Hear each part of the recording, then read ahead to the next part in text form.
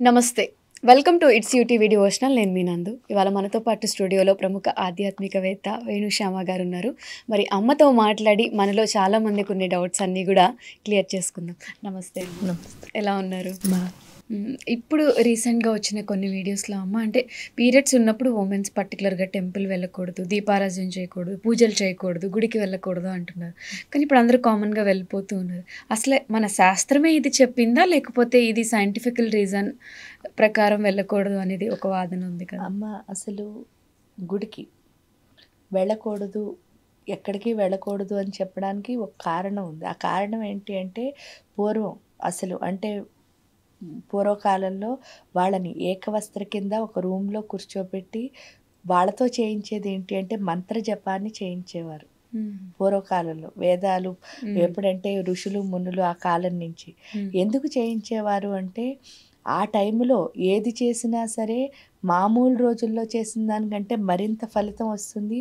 ఒకటి సైంటిఫిక్ రీజన్ల ప్రకారం మీరు చెప్పినట్టే వాళ్ళకి రెస్ట్ కూడా కావాలి కాబట్టి దానికి తోడు ఏంటి అంటే రజోగుణం ఎప్పుడైతే బయటకు వచ్చేస్తుందో అప్పుడు మనం చేయాల్సింది ఏంటి అంటే సత్వగుణం అనే దాన్ని పైకి పంపాలి. పంపితే స్త్రీలో ఏమొస్తుంది అంటే మాతృత్వము అన్నది వస్తుంది. అది రావడం ద్వారా ఇల్లు అంతటికీ చాలా మంచిది. అంటే తల్లిలా ఎప్పుడైతే స్త్రీ ఉంటుందో ఇల్లు చాలా బాగుంటుంది. బయట తిరగద్దు అనడానికి రీజన్ ఏమిటి అని అంటే వాళ్ళలో ఆ 3 రోజులు ఏంటంటే దేవత యొక్క శక్తి చాలా ఎక్కువ ఉంటుంది.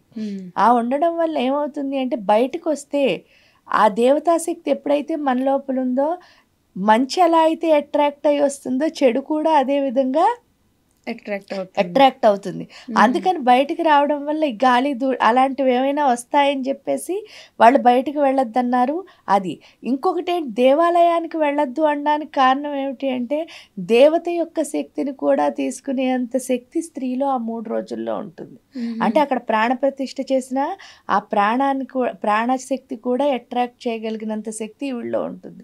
అందుకని బయటకు వెళ్ళొద్దన్నారు. ఇది రీజను. ఇక్కడికి వచ్చేసరికి ఏంటి అంటే ఈ జపం చేసి సత్వగుణం రావడం వల్ల ఇల్లంతటికి అంటే ఆ 3 రోజులు చేసిన సాధన ఏదైతే ఉందో అది నెల రోజులు ఇంటిని కాపాడుతుంది. అందుకని వాళ్ళని ఒక రూమ్‌లో కూర్చోబెట్టి చేయించడం.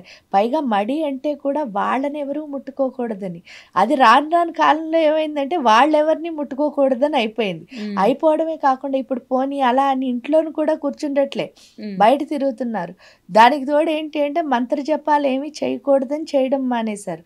ఎప్పుడైతే రజోగుణం బయటికి వెళ్ళిపోతుందో తమోగుణం పైకి వెళ్తోందో దానివల్ల స్త్రీలో ఏంటి అంటే మాతృత్వం ఉండవలసిన ప్లేస్లో ఏమొస్తుంది అహంకారము అన్నది వచ్చేస్తుంది.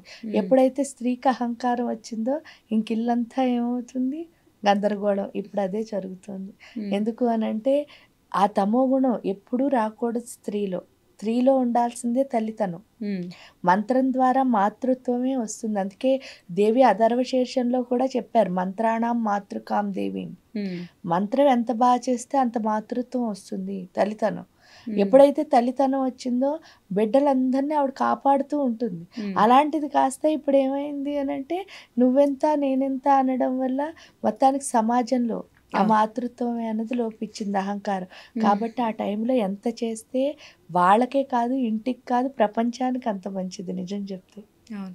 అంటే రీసెంట్‌గా ఒక ఇన్‌స్టాగ్రామ్‌లో రీల్‌లో చూసినప్పుడు అమ్మవారి గర్భగుడిలోకి కూడా వెళ్ళి అమ్మవారిని అలంకరించాను అని చెప్పి ఆవిడ చెప్తూ ఉంటే కింద కమెంట్స్ అన్నీ పెట్టారు. అలా పద్ధతి కాదు, కరెక్ట్ కాదమ్మా, అలా వెళ్ళకూడదు అని చెప్పి కమెంట్స్‌లో పెట్టారు.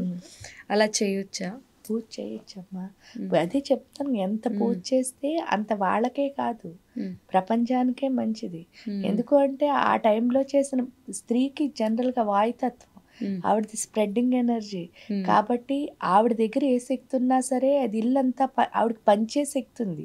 కాబట్టి అది పెరిగిన కొద్దీ ఏమవుతుంది ఫస్ట్ ఆవిడ మార్చుకుంటుంది, తర్వాత ఇంటిని ఆవిడ మారుస్తుంది, ఆ తర్వాత ప్రపంచాన్ని ఆవిడ మారుస్తుంది. అందుకే స్త్రీ ఎంపవర్మెంట్ అని చెప్పడానికి కూడా ఈవిడలో ఎంత మాతృత్వం వస్తే ప్రపంచం అంత బాగుంటుంది. సో మూఢనమ్మకాలన్నీ పక్కన పెట్టేసి జపం చేసుకున్నా పర్లేదు, గుడికి కూడా వెళ్ళొచ్చు. అయినా కూడా ఇవన్నీ కాకపోయినా ఇది శరీరానికి సంబంధించిన విద్య కాదు అసలు. ఆత్మకి సంబంధించిందే జ్ఞానం అంటే. కాబట్టి ఆత్మ శుద్ధి చేసుకోవడానికి చేస్తున్నప్పుడు శరీరంతో జరిగే ఏ క్రియకి కూడా ఆత్మకి సంబంధం లేదు కదా. ఆత్మశక్తిని పెంచుకోవడానికి. కాబట్టి హాయిగా చేసుకోవచ్చు. ఓకే అమ్మ. అండ్ ఇప్పుడు ఎలానో ఈ టాపిక్ గురించి అడిగాను కాబట్టి ఇంకొక క్వెషన్ ఉంది దీంట్లోనే. చాలామంది ఇప్పుడు గైనకాలజిస్ట్‌ని వాళ్ళని ఇంటర్వ్యూ చేస్తున్నప్పుడు రేపు పెళ్ళుంటే ఇవాళ నైట్ పీరియడ్స్ వచ్చాయి అని చెప్పి వస్తూ ఉంటారు. సో, పెళ్ళి ఆపేయాలని ఉంటారు. తిరుపతి వెళ్తారు. అక్కడికెళ్ళిన తర్వాత ఇలాంటి సిట్యుయేషన్ వస్తే దర్శనం చేసుకోకూడదు అంటారు. మరి ఇలాంటి టైంలో ఏం చేయాలి? అది వాళ్ళ ఎందుకు చెప్తున్నాను అనంటే, వాళ్ళ అంటే ఇప్పుడు మామూలుగా అయితే హాయిగా చేసుకోవచ్చు. కానీ ఇప్పుడు మన లోపల ఆ శంఖ ఉన్నప్పుడు చేసామనుకోండి, మనకేం జరుగుతుంది అంటే ఆ శంఖే జరుగుతుంది. ఓకే. కాబట్టి ఏ విధమైన భయము లేకపోతే హ్యాపీగా చెయ్యొచ్చు. భయం వేసిందనుకో చేయకూడదు అంతే. ఎందుకు అంటే ఈ నమ్మకమా అన్నిటికంటే ఇంపార్టెంట్ నమ్మకం. ఆ నమ్మకం ఎటుంటే అటు వెళ్ళాలి. అది ఎవరి పర్సనల్. ఎందుకు అనంటే ఇప్పుడు వాళ్ళ లోపల భయం ఉంది. ఆ భయంతో ఏ పని చేసినా అది అదే జరుగుతుంది. కాబట్టి అది లేకపోతే హ్యాపీగా చేసుకోవచ్చు. అవును. అవును.